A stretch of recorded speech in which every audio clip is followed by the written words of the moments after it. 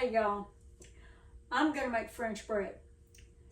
My ratio for French bread is 1 kilo of flour, 700 grams of water, 20 grams of yeast, and 20 grams of salt. That's the base recipe to all bread, but I've cut it in half and then I've cut it into quarters. So I'm going to be mixing 250 grams of flour, 175 grams of water, 7 grams of yeast, and 7 grams of salt. And I'm doing 7 grams instead of 5 grams because these little packets are always 7 grams. And your salt has to be equal to your yeast in weight. Now, about the yeast, I'm using active dry yeast, which is fresh cake yeast that has been dried out. You want to use active dry for breads that have to rise once and then rise again and proof and all that. If you have to let it rest and rise more than once, you want to use active dry yeast. If you're making dinner rolls where you're only going to let them rest and rise 1 or 2 times, you want to use the rapid rise yeast. Or if you're using a bread machine, that's when you use rapid rise also. My flour. The flour I'm using is bread flour. You want to make sure you use flour with a lot of gluten for making bread. You need that gluten in bread that you intend to knead. Artisan bread has to be kneaded. Use all-purpose flour for enriched bread or bread that you intend to make in a bread machine. Save it for your cakes, your pie crust, your cookies, things that you're not going to need. Get yourself a digital scale. The reason you have to weigh bread flour is because flour collects moisture from the environment, and some days it's going to be really dry and you're going to need more. Some days it's going to be moist and you're not going to need as much. Same with your water. Your water needs to be weighted too because it has to be an exact ratio. Okay, so the first thing I do is weigh my bowl and then I clear it. Now for the flour.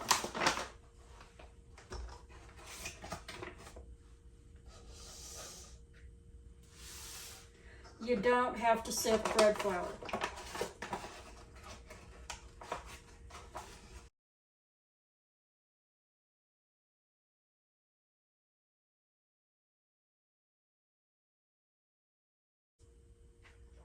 All right. Here's my flour. This is 250 grams.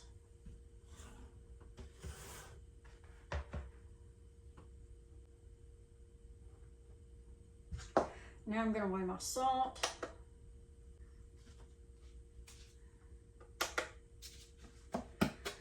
And I'm using kosher salt. I don't have any plain sea salt. The sea salt I use is Celtic sea salt, and you don't make bread with it. So either kosher or sea salt. I guess Himalayan pink salt would be fine too.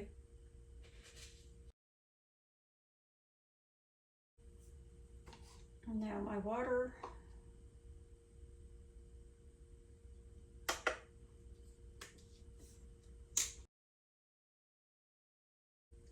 And there's my water.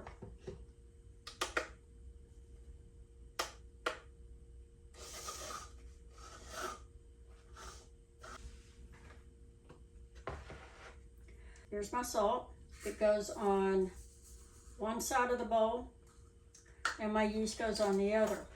And this is especially true for fresh yeast. You don't want the yeast and salt touching by itself. The yeast needs to be cushioned by the flour before it comes into contact with the salt.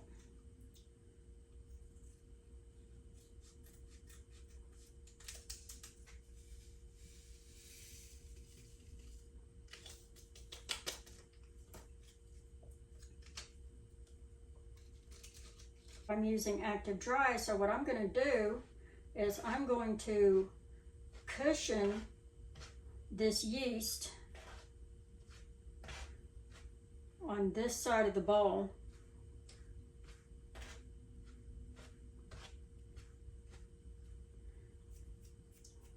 And then I'm going to mix the salt up with the flour on this side.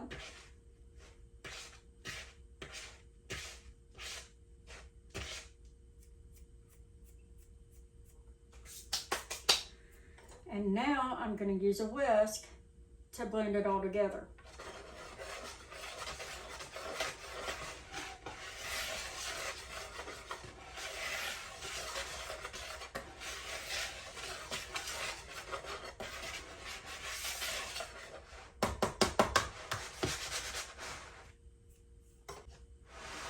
Okay, now I'm going to heat my water in the microwave.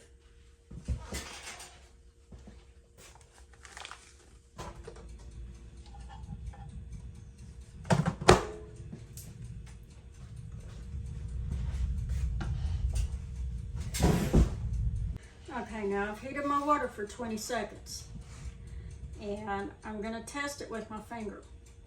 It needs to be between 110 and 115 degrees, but you can make bread with cold water, or what I would say room temperature water.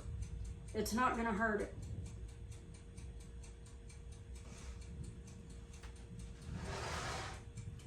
Now I'm going to pour it around the outside.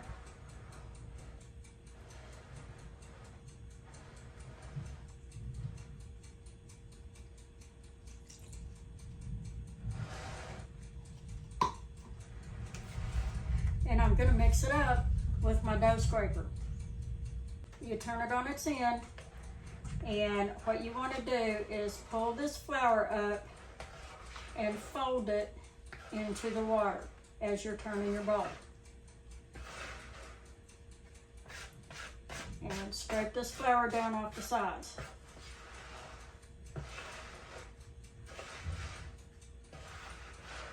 You don't need a machine for this. You do not. But I do have an antique dough mixer that has a dough hook on it. It's about 100 years old. And one of these days I'm going to break it out. Now when your dough gets mixed up and it's getting thick, go ahead and start scraping it off the sides. At this point, you're going to be cutting the flour and the water together, kind of like the way you cut lard into biscuits. The more work you do in the bowl, the less work you have to do on the surface.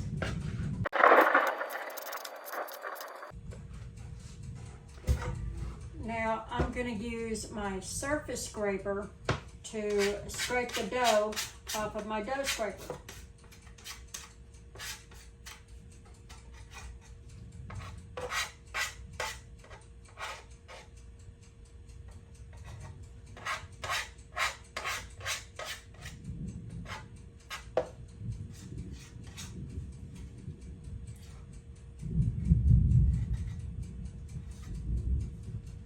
It's always a good idea to have both of these in your kitchen.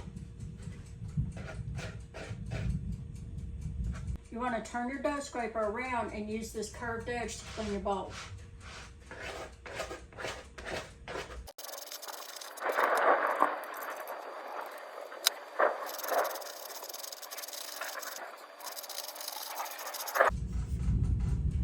The goal here is to have a clean bowl.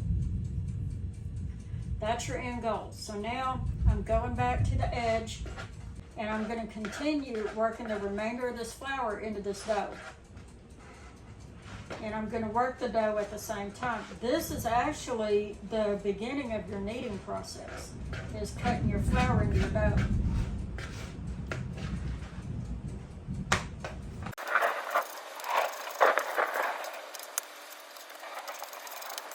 Okay, now that's about as good as I'm going to get it.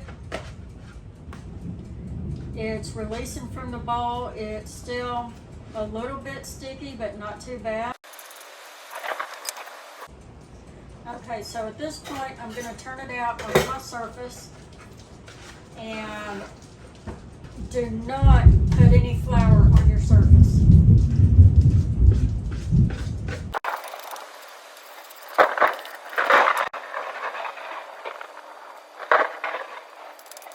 A French baker by the name of Richard Bertrand invented this slap and fold method of kneading French bread. And he also invented this method of mixing it up with a dough scraper, because everybody else was using a dough hook, and he's like, well, that's not really necessary, and he was right. So anyway, since I'm working with such a small amount of dough, I'm going to use my own method that is, it's stormy in Oklahoma.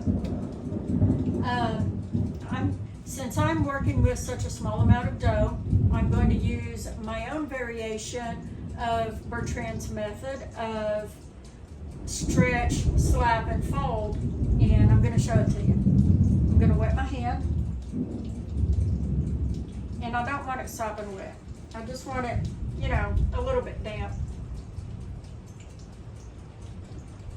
Shake some of the excess off. This is so the dough doesn't stick to my hand.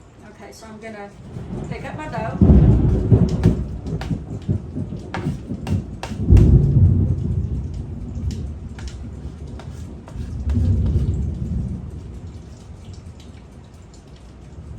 Now with one hand, I'm gonna stretch it, slap it, and fold it, and pick it back up.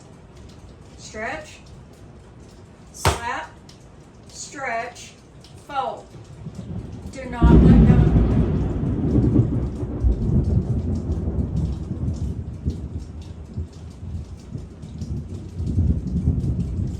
Do not let go of the dough.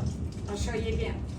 Stretch, slap, stretch, fold, pick it up. Do not let go of the dough.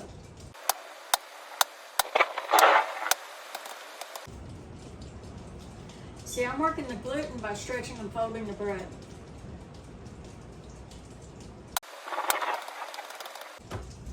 See, stretching and folding the bread and kneading it is what's going to make it smooth. Don't ever add flour to your bread after you've mixed it up. You're only going to make it tough. It's going to be tough and dense if you add flour to it.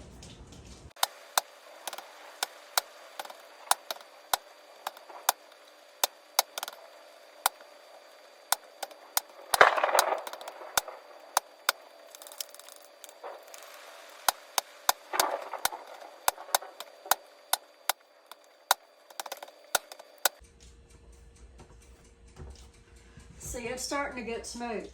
It's getting less sticky to the board, and it's starting to release. It's kind of one big glob stuck to my hand right now.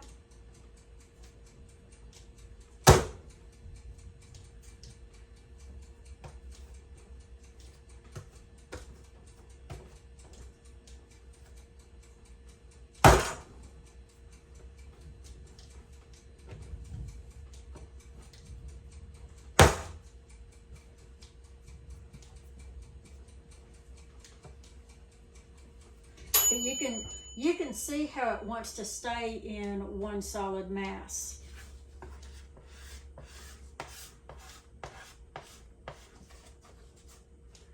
And it's starting to become more smooth. Dough will tell you when it's ready. Now I'm going to use this scraper to get it off my fingers.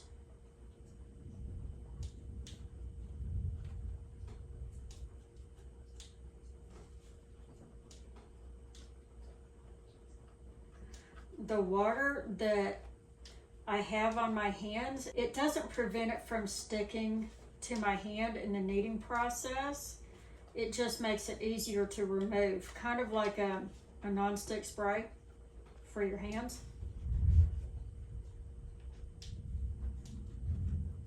See, it kept the dough super moist next to my hand, prevented it from drying out to make it easy to remove.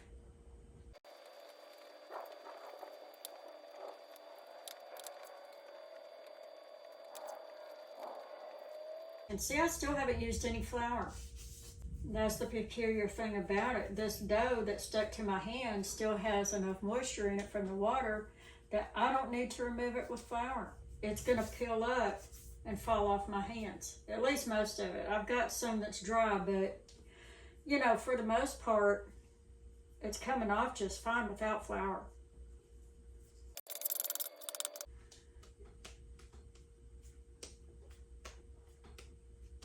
It's smooth, it's not sticking to my hands. It's slightly sticky on the surface, but that's okay.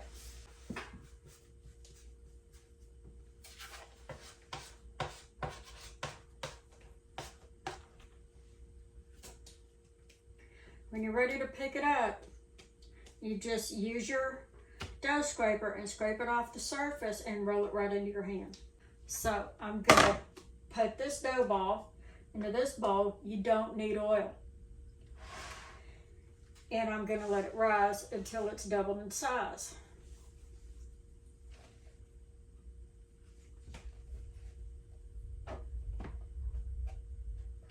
And I'm gonna cheat. I'm gonna turn my oven on and set my bowl in front of the oven to help heat the dough up a little bit and make it rise.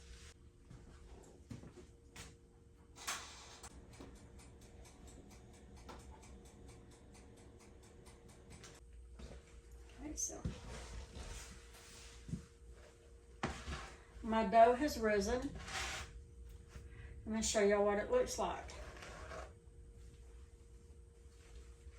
There you see, it's double.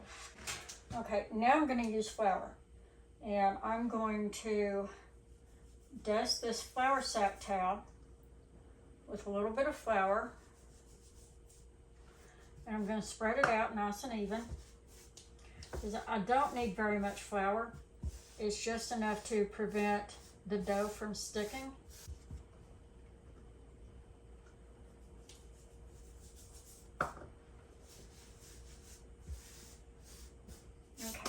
Okay, that's all that I need.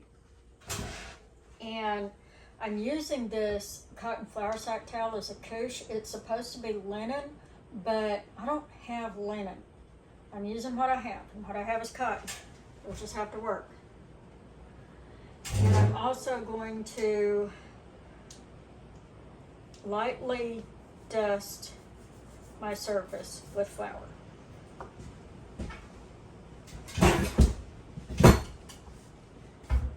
And this is just enough to prevent the dough from sticking. And I'm going to spread it out a little bit.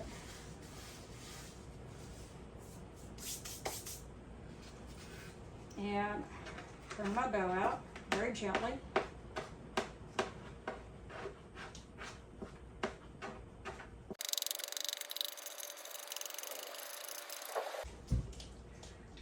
I'm going to sprinkle a little bit of flour on the dough,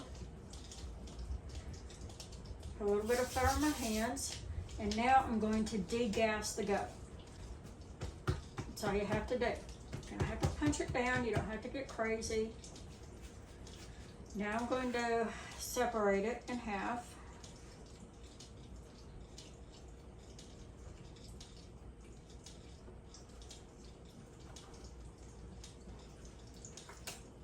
And I'm going to weigh 200 grams per dough.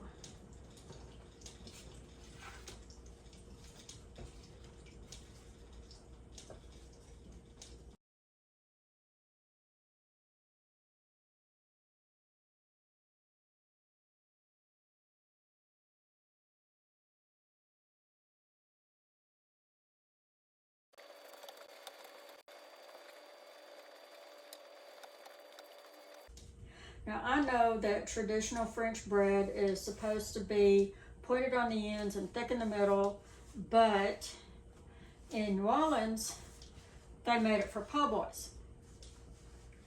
So it looks like a hoagie, basically, the way they make it.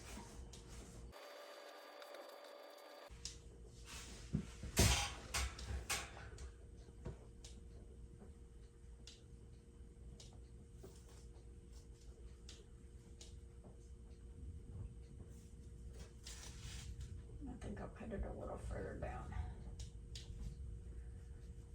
because I only have 2 of them.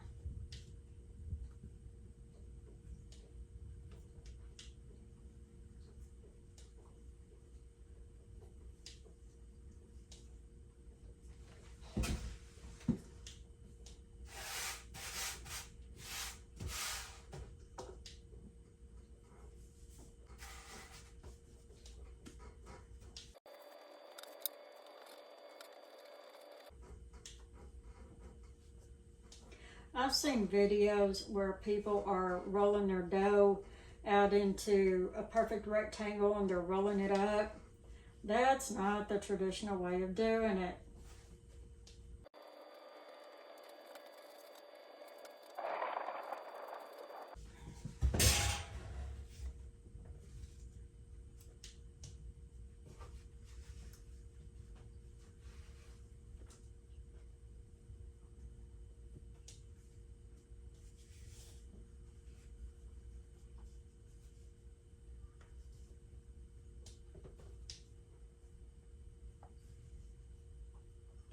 Now I'm going to let it rest and clean my surface. Okay, now for a history lesson. We all know that wheat was discovered in the Fertile Crescent 1,800 years ago, and bread has been made by hand for centuries. Okay? Wheat was brought to Mexico by the Spanish in the 1500s. Bakers and millers were sent by the French government to New Orleans in 1718. They baked bread with flour that was imported from Europe, and they used rainwater. Spanish wheat spread to the American colonies by 1777, where it was grown as a hobby crop. Early varieties were not well suited to the American climate. In 1846, Eugene Crescent arrived in New Orleans from France, and he established the first bakery in New Orleans, using flour imported from Europe. We grow a variety of red winter wheat in Oklahoma called Turkey Red. It originated in Turkey, and it was grown in the bread baskets across Europe for centuries. It arrived in Oklahoma and Kansas in 1873 with the Ukrainian and Crimean Mennonite farmers who were fleeing Tsar Nicholas II. Enid, Oklahoma is known as the Queen Wheat City because of its large grain silos. My bread is done proofing, and I'm going to show you what it looks like.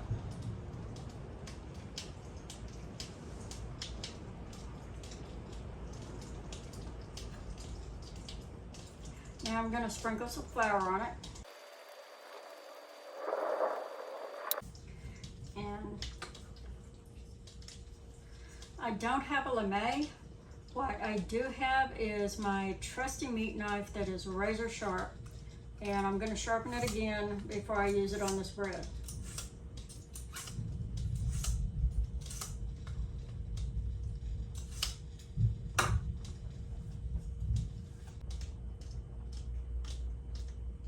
Starting from the back of the knife to the front, I'm going to cut into it. I'm going to make 3 slits.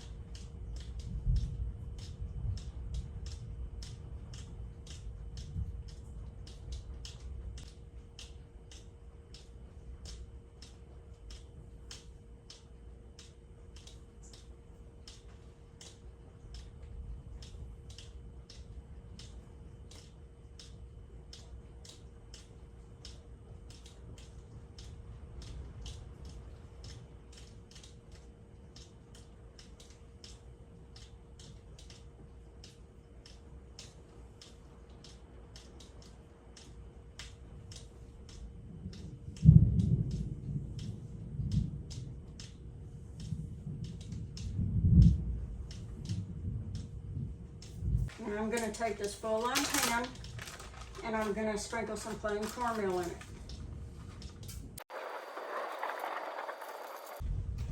Now, I don't have one of those fancy boards to transfer my dough with, so I'm going to have to cheat a little bit.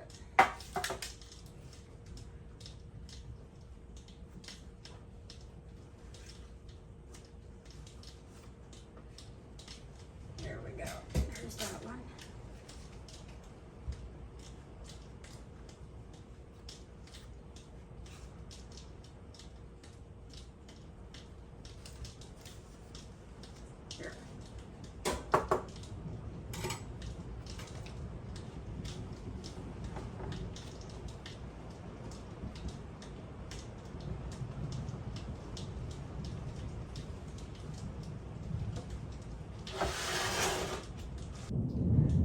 I'm going to boil some water to create steam for my bread.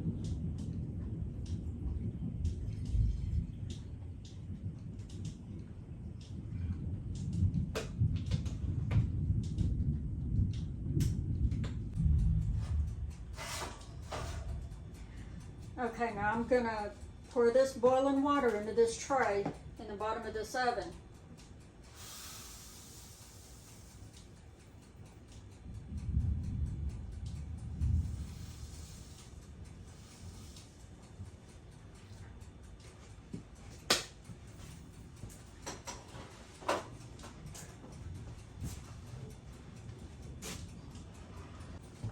Now I'm going to spray my bread.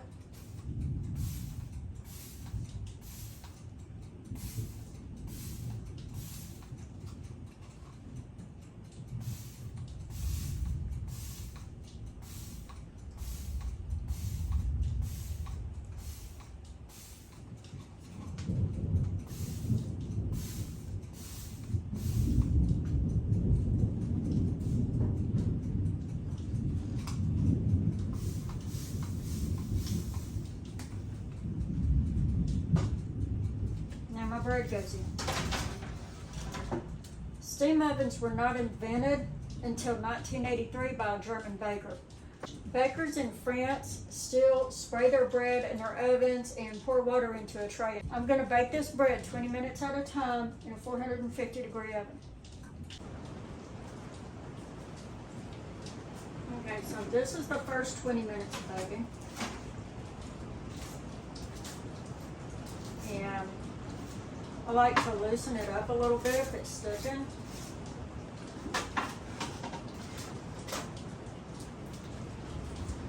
And I'm going to spray my loaves with water again.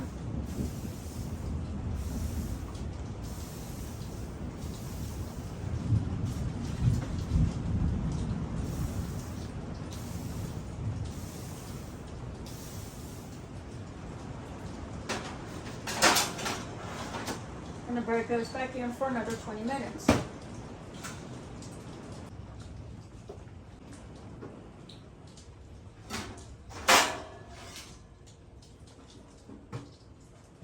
Well, bread's done, y'all. This is what they look like.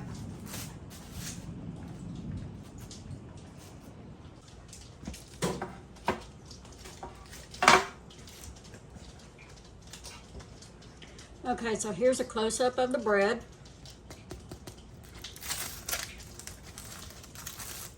It's soft on the bottom because I did use a baking sheet, but if I wanted to, I could put it in the oven and crisp this up.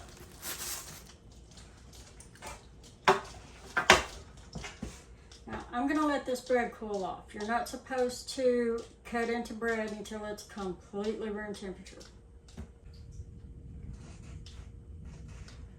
Here's my French bread, y'all. I'll give you a close-up, or at least here's a close-up of all of them. I made 2 batches, which ended up being 4 rolls. So these I sprayed with water every 10 minutes, and then I flipped them over and cooked them for an additional 10 minutes. These I only sprayed once, but after I took them out of the oven, I went ahead and put them back in upside down for an additional 10 minutes, and it seemed to do the trick. So even for these small loaves, I still have to cook them for a total of 50 minutes.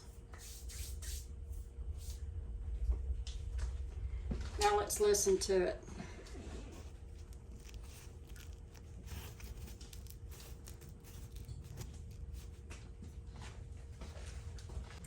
I'll admit they don't have the crunch that I've seen and heard in other videos, but that might be due to my little tabletop oven. It's not quite up to standard, but they are a little bit crispy on the outside. And anytime I make bread, I like to put a cooling rack on top of a tea towel. And that tea towel is going to catch the crumbs when I cut it, and then all I have to do is fold up the towel and dump the crumbs in the trash can. Okay, here's my bread. I love it. It feels good. The outside is crispy. Not quite as crispy as I'd hoped, but I'm going to go ahead and cut into one of them. This one I think turned out the best because it's really crispy, as you can see it. It's real nice and puffy and crispy. I think it turned out real good. But I'm going to try this one first.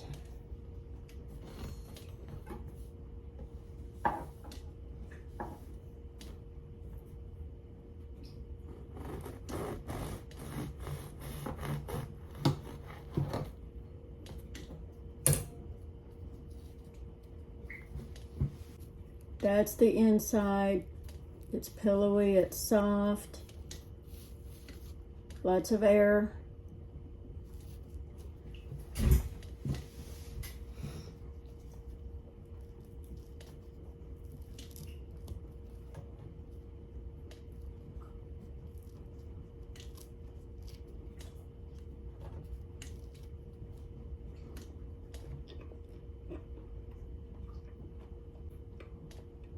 It has a nice chew to it.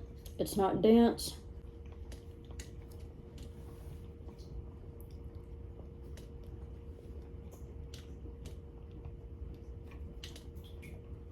Now, the traditional way of cutting and eating French bread is to cut it open lengthwise.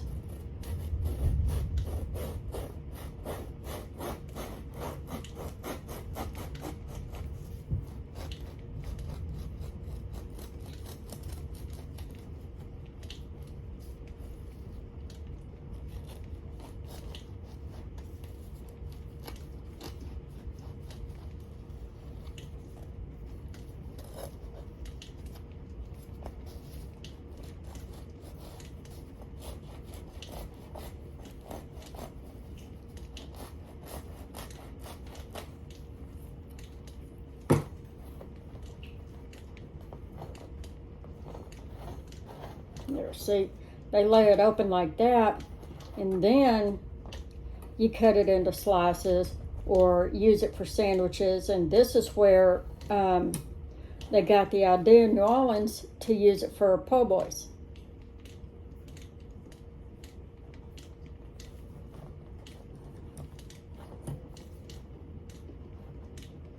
And from there you can slice it up.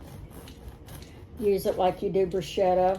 In France, they spread duck fat onto their bread and eat it with mini gherkin pickles and a glass of wine.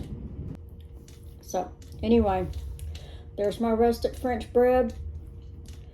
Y'all give it a try. Try making it at home. Try using that slap and fold kneading method. It really works, and it makes a great loaf of bread. Bye, y'all.